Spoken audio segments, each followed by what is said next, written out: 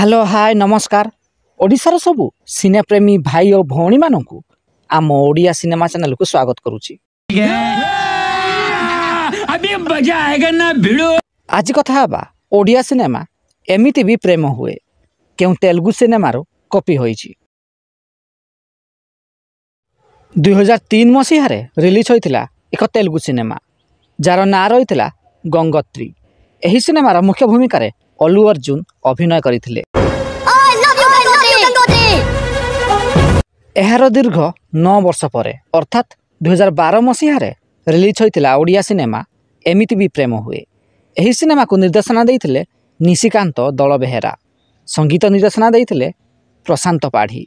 एही सिनेमार मुख्य भूमिका रे सब्यसाची मिश्र रिया दे अभिनय करथिले। Shivani Shivani Shivani Shivani I love you. जदि वीडियोटी पसंद आसताई तेबे लाइक शेयर एवं चैनल टी को सब्सक्राइब करंतु।